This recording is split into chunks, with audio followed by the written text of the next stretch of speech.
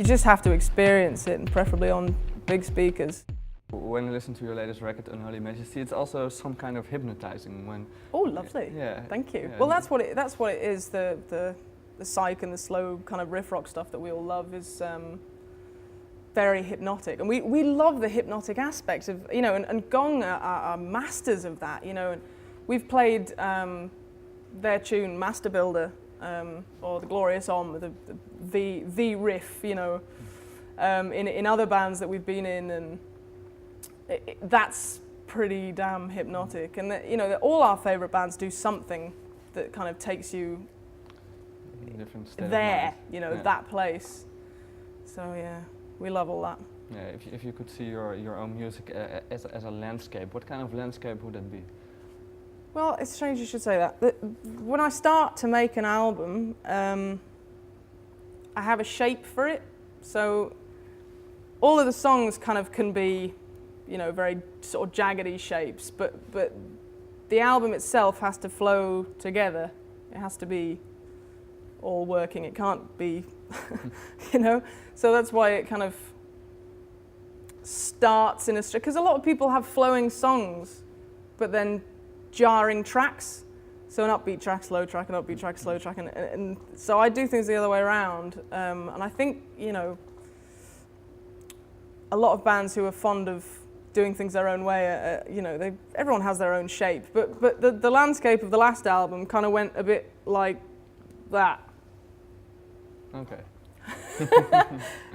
A bit like that. Yeah. You mentioned prog rock has always been a big part of your life. Yeah. But can you remember when you were young, what kind of music did inspire you back then? Because the most kids listen to pop and stuff like that. Was it also for you, the case? No. No, not so much. My parents, strangely, they didn't sit at home and listen to loads of English folk music. So the only English folk music I was really exposed to was theirs, and whoever played gigs with them, and occasionally some festivals. But my parents listened to a lot of country rock. So, yeah, Dad used to sit and talk to me about production values, and when he was in the studio, he used to say, you know, he'd get my advice. He would say, you know, so should the snare be louder? Should it be more cutting? Should we turn the backing vocals up? So, production, it made me very aware of production, and you know, he made me sit in the dark and listen to the Planets, and you know, they're very inspirational people. I don't know, I'd probably be about 6 or 7. Okay. And we listened to all kinds of things when I was younger. I was exposed to a lot of stuff, but yeah, prog turned up pretty quickly. Not through them, through friends actually. Just I think the very first time that I heard the last track on Burn by Deep Purple, AD 2000, I think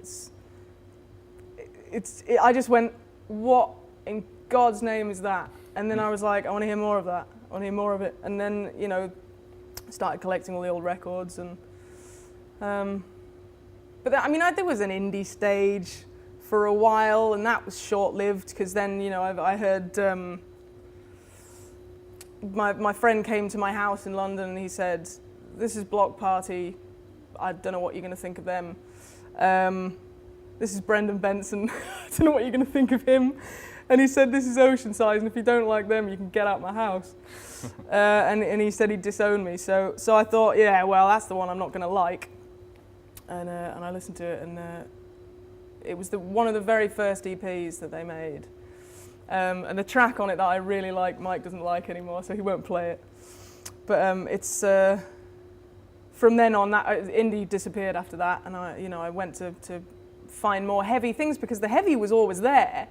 You know, the intent of my music always seemed to have the heaviness in it, but expressing it was something that took a lot of time. So, you know, but we have spent the last kind of 3 years, me and Joe and James have spent an unhealthy amount of time on just our sound, you know, the sound of our instruments, which is, you know, very important to me.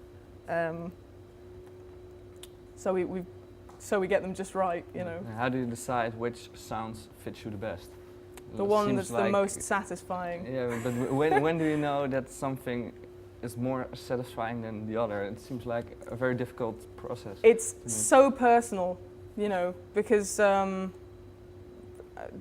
Joe will just go through, he'll go this one, this one, or this one, and we'll go the second one, and he'll go, no, it's not right, I'll just, and he fiddles around a bit more, and, you know, I think all our favourite bands do that, apart from Cardiacs. Tim Smith told me that he gets a guitar, he plugs it into an amp, and it sounds like a guitar.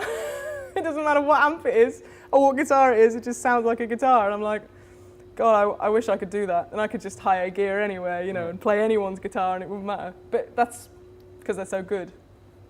Yeah. They don't need to mess about with gear. They're my first favourite band.